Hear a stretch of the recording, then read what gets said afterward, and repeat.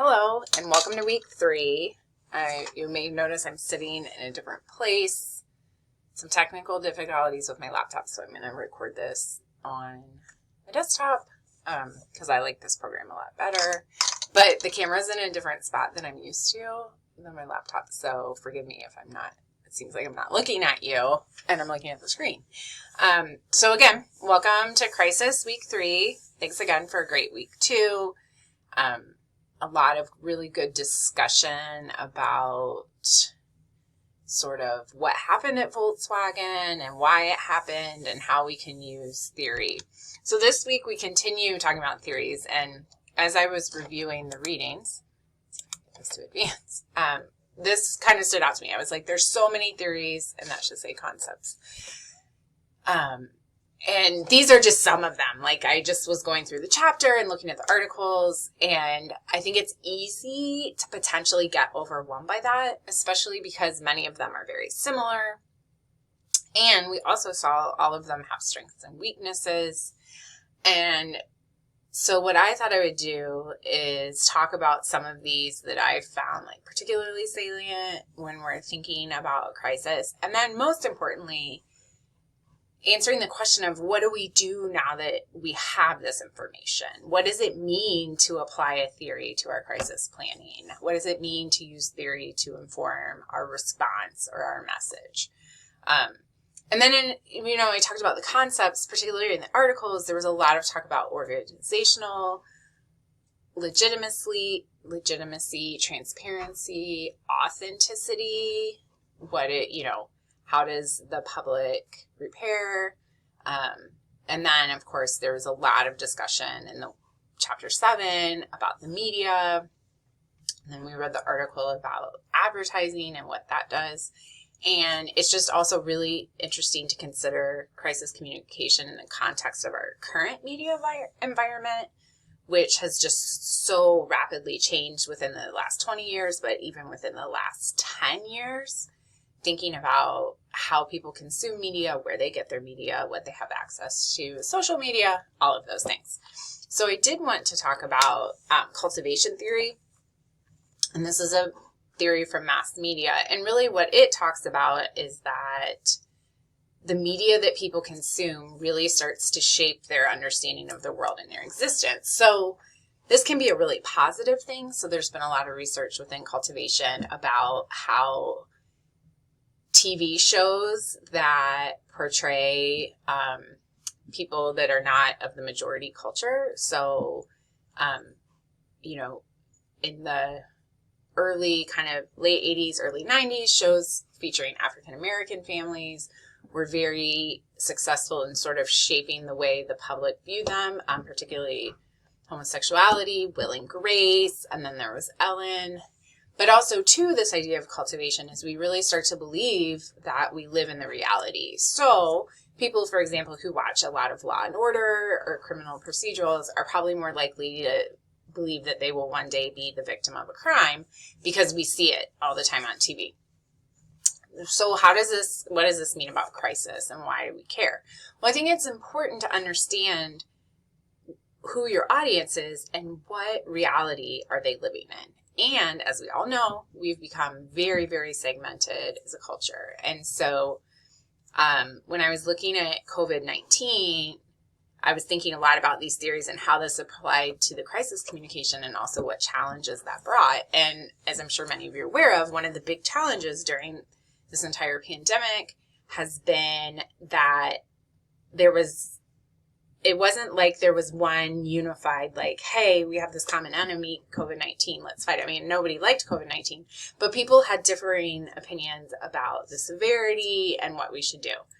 And again, people were really turned into the news because they wanted information. We were locked in our homes and just so much stuff was going on. So out of the Pew Research Center, there's a lot of really interesting research, and for this is people were asked how well they thought the media was doing in coverage. And another important thing to consider is that within the United States, there's generally a very low level of trust for the media for a variety of reasons. But as you saw, People who watched MSNBC, 92% thought they were doing pretty good. Fox News, only 58%. And then CNN was kind of in the middle. Okay. But then here, this is really interesting. The people watching these, they said, has the media exaggerated the risk? And you'll see MSNBC, which would probably be considered the most liberal, only 35% it was exaggerated. But people who primarily got their news from Fox News, very conservative, 79%. So what I want you to think about is if you're a crisis communication manager and you are working for your town and trying to get people to engage in behaviors to mitigate the risk of COVID-19, you need to think about, is your audience here? Is your audience here? Is your audience here? If they feel like the risk is over-exaggerated, are further messages about how dangerous it is that really going to help? Where do we need? Some other things, and again, this just goes to media environment, because the other thing to consider media environment is not just the news they're watching, it's who's on their social media feeds, who they are talking to online, and what they're getting. And so, I should have jotted down the date from this, but this is a Economist YouGov poll, and you see how worried are people about personally contracting coronavirus. Okay. And this is either not too worried, somewhat worried. So we have the overall is pretty even, but where we see it different is the Democrats versus the Republicans. And then we have another one. Here we saw Republicans are less likely to avoid large events. And again, should have looked at the date. But the idea, again, is if I'm communicating a message and I'm trying to, for example, and this was different. This was from Axios, SurveyMonkey. These were all reported in the Washington Post. What am I going to do about that? How do I help shape someone's reality? And what is the information that they're going to need that's going to convince them to take this particular action? And I can imagine some of you have probably heard this before, but this idea of framing and narrative, and there's also the agenda setting. So what does the media say is a crisis? But as communication professionals, this is really, really key, is what is the language we use to describe things? And so one of the best examples I've ever seen, this was following, this was following Hurricane Katrina. And this is not isolated to Hurricane Katrina. This happens a lot. But this idea of what do we label the subjects of our stories? So here they said this person, young man, walks through chest-deep floodwater after looting a grocery store in New Orleans.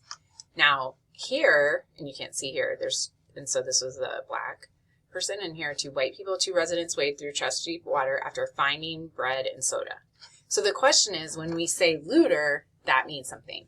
So also too, during the events of, I guess it was 2 summers ago now, of George Floyd, in the aftermath, there was a lot of talk about where they protest, many people talked about the protesters, other people talked about the rioters.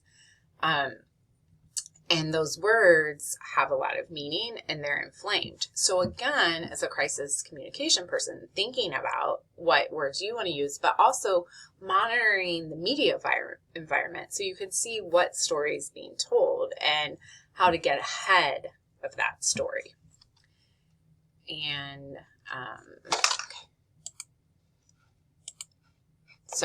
So again, there's so much, and I just glossed over this, and there's so many examples, and we're looking at the Volkswagen example again in our discussion this week and kind of expanding on and thinking about what they did and what could have been differently. So what do we do with all of this?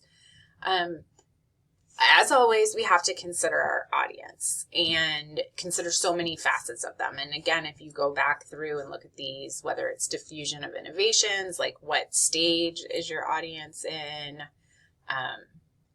How do we influence that audience?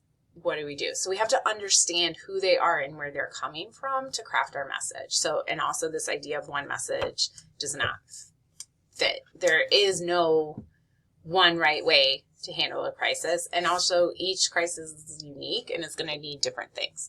And then, of course, we really, really need to consider media and what people are watching. So part of it is, what are the best channels? Is it a social media post? Is it an address on the news, a traditional news conference? You know, who do we grant interviews to at large scale? So considering the media, watching what the media is saying and doing, so scanning the environment. Several people have mentioned already in the discussions this idea of like fake news, and that often crops up in the time of a crisis. There are rumors, people will post things, and so also trying to deal with that. And I think this is really key. Understand what we can and cannot control. So again, we could craft like a really great message explaining and justifying and, you know, atoning or whatever for a mistake.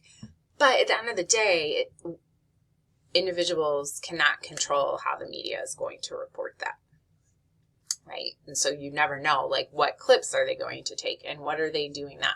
So the best thing is to be aware of that and then continue to put out a positive or whatever message you're putting out, but also being somewhat sometimes on the defensive, and then also being, you know, aggressive and trying to shoot down the wrong things. And then again, also thinking about means of influence. So at the end of the day, crisis communication, in many cases, it's persuasive communication because we want people to take an action to keep themselves safe. So particularly in something like a natural disaster or a pandemic, we're trying to get people to take action. Now, in a different type of crisis, more of an organizational, where something has, it's, you know, people's immediate safety isn't, a lot of times that crisis has to do with convincing people to still put their trust, to spend their money with, to continue to use the services of that organization. So again, it's still very, very persuasive. And if any of you have taken the persuasion class that we offer, you know, that's a whole big field and lots to think about.